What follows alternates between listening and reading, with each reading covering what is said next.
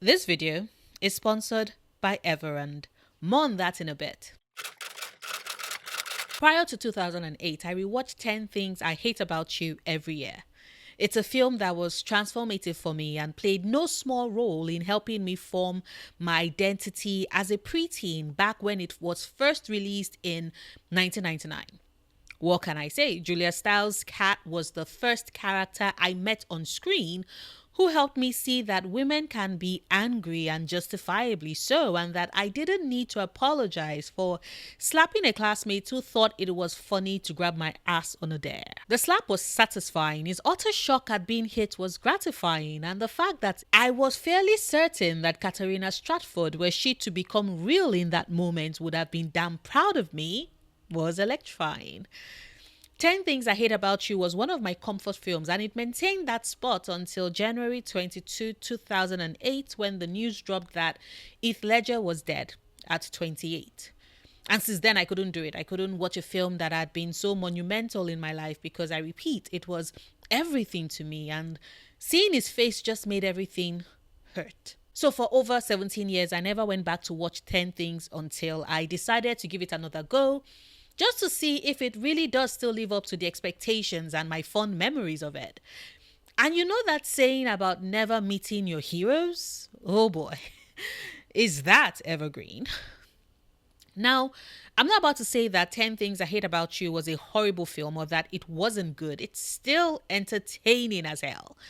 Kat and Patrick still have me grinning like a loon as I watch their interactions, and that poem would always grip my heart and take me back to happier times when the cost of things were much cheaper and my parents were footing my bills because I was a child and my only responsibility was to study, eat, go to school, sleep, play, rewatch my favorite films.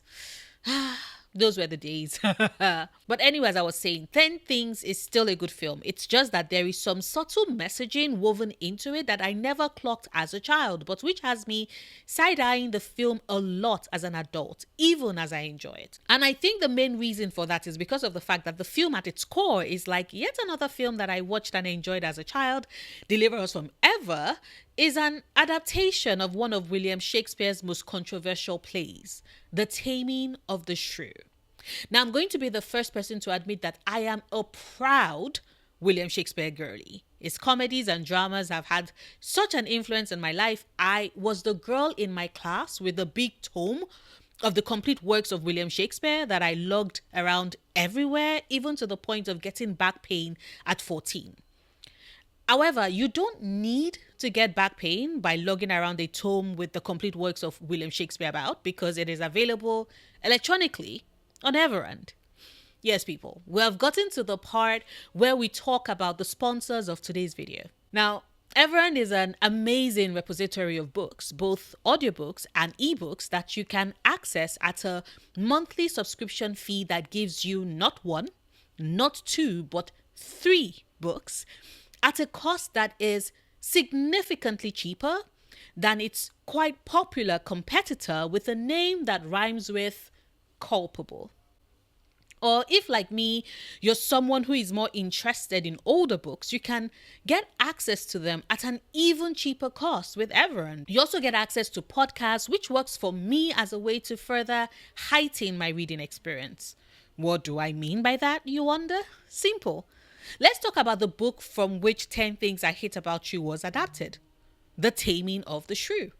Now, I am someone who believes that a healthy reading and appreciation for the classics is important because a lot of pop culture draws from classical stories, and the works of William Shakespeare keep getting adapted in mainstream media. The Taming of the Shrew is one of such cases, and as you can see, whether you prefer to read it as an ebook or you would rather listen to it as an audiobook, or if you'd rather listen to a full cast drama rendition of the play, it is all available on Everand, along with podcast episodes of people discussing The Taming of the Shrew for some more added analysis of the story. But here is where things go a step further with Everand. Your subscription not only provides you with a huge repository of books, but you also get access to script, which serves as an avenue for community uploaded documents and SlideShare where you can access millions of presentations online. And more recently, Fable has joined the family. Now, I'm sure my fellow book readers and movie TV show watchers recognize Fable as the app we use to track our myriad of obsessions and valid coping mechanisms. So, if you are in any way interested in picking up an Everand subscription, please use my link in the description bar. This way you get access to amazing stories and information while simultaneously supporting my channel, as I get a little commission if you use my link. It's a win-win situation, as you can see. And for those who are curious, my favorite of Shakespeare's plays are A Midsummer's Night Dream, Macbeth, and Measure for Measure. And with that said, let's get back to 10 things I hate about you, starting with a not so quick synopsis of the film, as is my usual practice. We're introduced to the character of Cameron James, played by Joseph Gordon-Levitt, who is new to Padua High School and is introduced to the many ways that his new school is quite unique. Starting with their guidance counselor, Miss Perky, who writes erotic stories during school times and quite inappropriately looks down at a teenage Patrick Verona, played by Heath Ledger, that is believed that he's packing a buzzword is him being an eternal optimist. Not really surprising for a woman who calls out to her secretary to give her a synonym for the word engorged during work hours. But yes, the introduction establishes our core trio of Cameron, who is the new kid, Patrick, who is the daredevil, and Kat Stratford, who thinks she's considered tempestuous, but Miss Perky is like, nah fam, they think you're a heinous bitch, which Kat considers a big compliment. I repeat, people, Kat is bae. Anyway, Cameron is introduced round the school by Michael Ekman, who takes him on a speed run of the school's hierarchy that ends with Cameron spotting and being absolutely besotted with Bianca Stratford, Kat's baby sister. Michael tries to shut down the interest with a quickness, pointing out that not only is Bianca way out of Cameron's league and is very aware of that, but her father, Walter, is a single father who's banned both Bianca and her sister Kat from ever dating because, as an obstetrician who has had quite the number of teenage clients, is terrified of them ever showing up with a teenage pregnancy. Kat is embodied as she's, in the words of the film, quite shrewish, which we know is shorthand for she's highly opinionated, does not conform to what is expected of her, and takes zero shit. She's also immensely independent and is focused on going to Sarah Lawrence, which she got accepted into, but her father resists as he doesn't want her to go so far away from home. Instead, he would rather she attend his alma mater, the University of Washington. Kat is hellbent, however, on going to Sarah Lawrence, a situation that upsets her father but delights her baby sister, who believes that Kat is crimping her style. Even more so now that her father, after much pleading from Bianca, who really just wants to go out with bad boy and model Joey Donner, who is rich and popular and has a deal with his friends to have sex with the virginal Bianca, who has no knowledge of this, of course. Her father doesn't know any of this, but he relents and agrees that yes, Bianca can date, but only when Kat dates. A compromise that horrifies Bianca but delights their father, since they both know that Kat's antisocial attitude will not net her a boyfriend anytime soon. The capitulation, however, is good news to Cameron, who, like I said earlier, very much likes Bianca and would like to ask her out, and Joey, who wants to have sex with Bianca.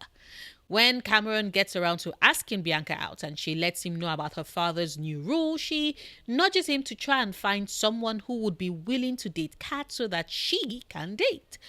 Except Cameron has zero idea that Bianca is doing all of this with the hope that she would eventually be able to use Cameron to remove the obstacle that is Kat so she can date Joey.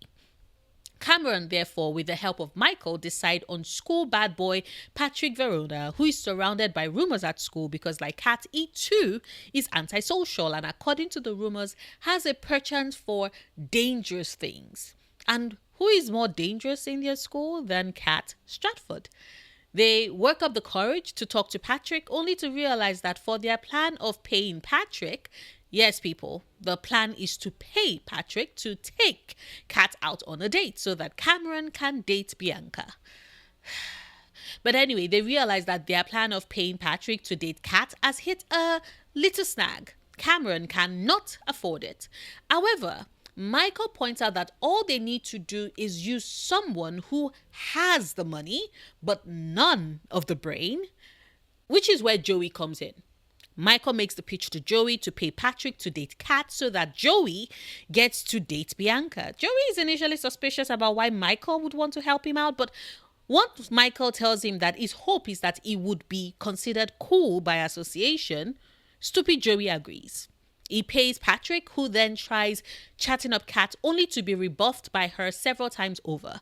Patrick then asks the duo of Michael and Cameron, who are the ones anxious for him to make progress with Kat, for tips.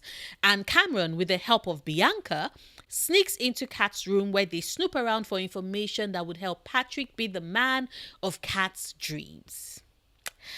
And once the information is sourced, they deliver it to Patrick, namely that Kat doesn't like smokers, is fond of pretty men, loves Thai food, feminist prose, and angry girl music of the indie rock persuasion.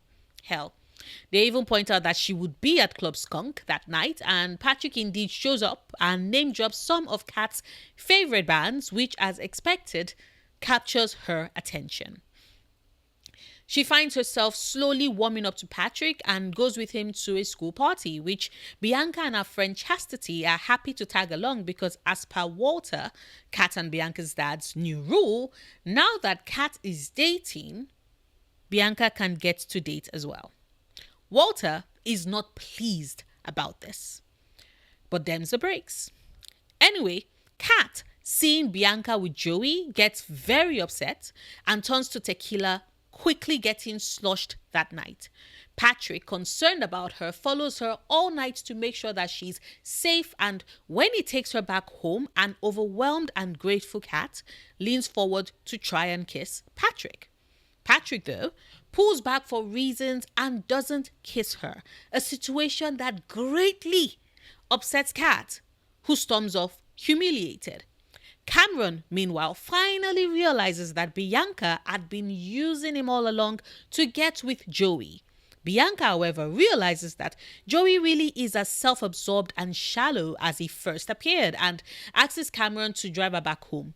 When they get to the front of the house, an upset Cameron calls Bianca selfish and shallow and says she's taking advantage of him and... breathe, Noria. Anyway, he's upset with Bianca and tells her that he really did like her and the way she treated him hurt him and frustrated him.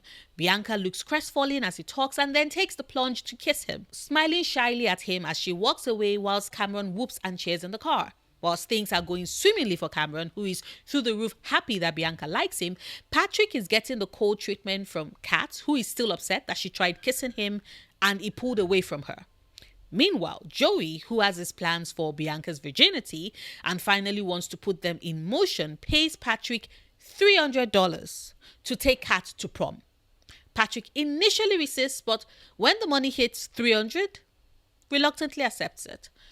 Meanwhile, Michael and Cameron try giving Patrick advice on how to get out of the doghouse with Kat by basically telling him to swallow his pride and do something big to apologize to her. The something big he ends up doing is paying the school's marching band to accompany him while he hijacks the PA system to sing Frankie Valli's Can't Take My Eyes Off of You to Kat.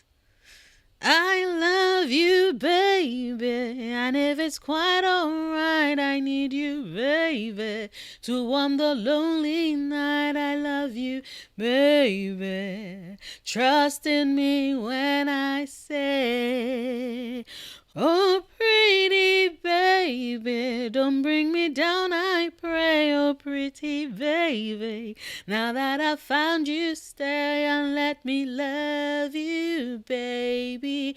Let me love you. You're just too good to be true. Gods, I love this song. And it turns out that Kat loves it as well, since that very public declaration has her laughing and forgiving Patrick with a quickness. Which, let's be honest, can you blame her? Can you? because I would do the same. Anyway, Patrick's actions get him detention, which Kat butts him out of by flashing her tits at the teacher, and they run off to have a date that then turns to more kissing, after which Patrick asks Kat to prom. Kat refuses, she doesn't want to go, and when Patrick insists, she gets suspicious on what's in it for Patrick that he's so insistent on her going to prom, and he storms off in a huff while she does the same.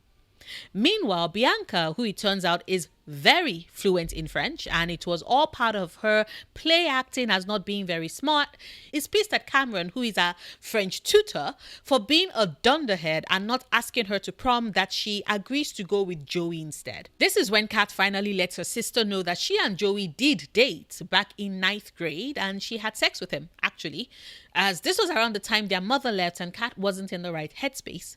But she said she regretted it immediately afterwards and didn't want to have sex anymore, at which point Joey dumped her, which is where all the animosity between her and Joey arose. The only reason why Joey's kept it a secret all along is because she threatened to let everyone know about his really, really small penis. Bianca is surprised, but also angry that Kat wouldn't let her make her own choices, and tells Kat that she can make her own decisions about her life, which Kat finally accepts and agrees to go with Patrick to prom. Bianca, meanwhile, goes with Cameron to prom instead of Joey, a situation that infuriates Joey when he gets to the house and he learns that Bianca isn't home. So he instead goes to pick up Bianca's former bestie, Chastity, and has her be his date to prom instead. Chastity, when they get there, informs Bianca that the only reason Joey stuck with her is because he was hoping to have sex with Bianca. Matter of fact, he had bet on it, a situation that infuriates Bianca, who goes searching for Joey. Joey, meanwhile, is angry at Patrick that even though he is the one who paid him to ask Kat out, Patrick helped Cameron to get with Bianca instead. This statement is overheard by Kat, who is heartbroken and goes running off, pointing out to Patrick that she was right, that there was something in it for him after all. Joey is still on a rampage, however, and punches Cameron, but Bianca shows up to the rescue and proceeds to punch Joey twice in his nose. The first for making her date bleed, the second for hurting her sister, and then she kicks him in the groin for a finishing move for herself and walks off with Cameron, where she then proceeds to kiss him.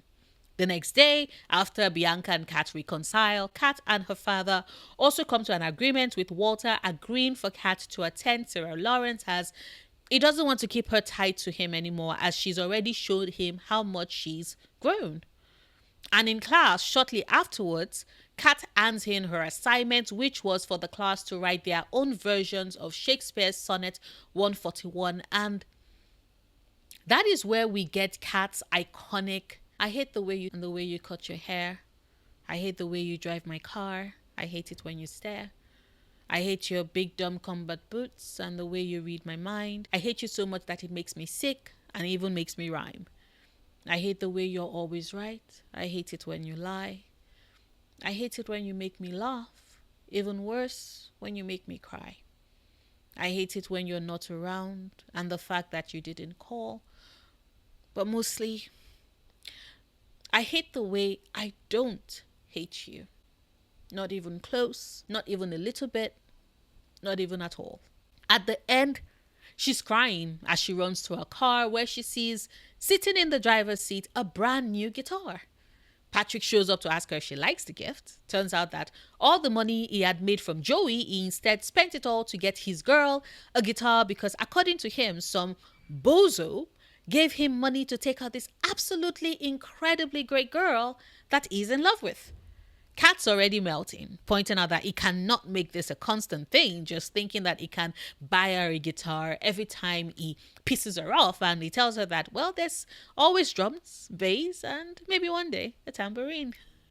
They kiss, and that is the end of the movie. Like I said, I really do love and enjoy 10 Things I Hate About You as a film. It is funny in some parts. Heath Ledger and Julia Stiles have incredible chemistry. as do Joseph Gordon-Levitt and Larissa Olenek. But in as much as I enjoyed and had a blast with the film, even with my rewatch, the one thing that stuck out to me now that I am much older is the fact that for a film that is clearly targeted at teens, they never do address the very problematic messaging that you have to change your identity in order to match better with whoever it is you're interested in. Now, I am going to say that unlike a lot of other rom-coms within the space that always make it the girls who have to change in order to snag the guy, 10 Things I Hate About You does make it the inverse and have it be the men who change and tweak their identities and personalities to make them more appealing and suitable to the girls that they want to be with. But just because it's happening with guys doesn't mean the messaging isn't still flawed. There's something very insidious to me about how Patrick and Kat's relationship starts. The fact that it's built on a lie. Not because he was initially paid money to take her out. Others might disagree with me on this, but I think that him using all that money he had earned to buy Kat the very same guitar he had seen her practicing with in the guitar store back when she was angry at him and he was just watching her was really sweet and makes for, in my book, a pretty compelling apology. Nope. When I say that their relationship was built on a lie, I mean that the only reason why Kat started taking notice of Patrick was because Cameron and Bianca snuck into her room, lent her interest, and basically coached Patrick into being the type of person that Kat would be interested in. None of what they bonded over at the start was in any way organic. And if the film had in some subtle way communicated that maybe Patrick had interest in these things before he had met Kat and had just hidden it and no one knew, and part of why he's so drawn to her is because they have such similar tastes, then the story would have gone down way better for me. Because I don't know about you, but it is scary to really think that there is someone you would meet who you would falsely assume is aligned with you in a way that it seems like you basically like the exact same things, only to learn that it was all a lie. And that the only reason they picked interest in those things is because they knew you liked it, and they did so with the hope that they would catch your attention and get you interested in them. That is a red flag. No matter how this film tries to phrase it as being romantic, and it is clear that the film is trying to push this messaging that it's romantic, because this doesn't just happen with Patrick and Kat. It also happens with Bianca and Cameron and Michael and Mandela. Now, I know you're probably about to say that, but Noria, does it really matter that Cameron went out of his way to learn French, all for the sake of becoming Bianca's tutor so that he can spend time with her and hopefully get a chance to date her, when it is something that happens within the source material with Lucencio disguising himself as a Latin tutor in order to get access to Bianca in the play? And my answer to that is yes. Yes, it does. Cameron basically set things up in a way to gain access to Bianca through avenues that has him presenting himself in a particular way to get to her, and that raises my hunches up. And then there's Michael, who basically starts cosplaying as William Shakespeare, because that is the only way he would have a chance in hell to get with Mandela, who is, in her own words, involved with Shakespeare. That is how deeply her love for the bard goes. And that is what Michael is able to, take advantage of. And the fact that he taps into a hyperfixation on Shakespeare to nab himself a girlfriend has me wondering, what happens after the prom? Is he doomed to a life of constantly quoting Shakespeare sonnets in order to make his girlfriend happy? Will that make him happy? At what point would he lose sight of his own identity and just become a walking, talking William Shakespeare wannabe? I don't know. Maybe it's just me. Maybe I'm reading way too much into this. But I do think that these films that a lot of us watched during our formative years all have subtle messaging that is found a way to influence how we view love and romance and relationships that can be quite damaging if we aren't aware enough to flag what the problems are and take note of them, whilst at the same time still leaving room to enjoy the content in question. Because I don't know about you, but like I said earlier, I absolutely love this film. And now that I've worked through my grief and have been reacquainted with it again, I might just go back to my yearly rewatches, or maybe I might rewatch it every 2 years. Who knows? But that is just me and my thoughts. I would, as always, love to hear yours. Did you spot the red flags in the film when you first watched it back when it got released? Did you spot it more recently? Did you enjoy 10 Things I Hate About You? Please let me know your thoughts in the comment. Like this video if you've watched this far and haven't done so yet. Share this if you want. Support me on Patreon if you can. If you cannot, however, do consider checking out my other channels linked in the description box. One of them is a gaming channel for putting up my playthrough videos, and the other is my ASMR channel if that is more your speed. Either way, I will see you tomorrow with a new video. Until then, do remember, obsessing over the things you love, perfectly valid coping mechanism.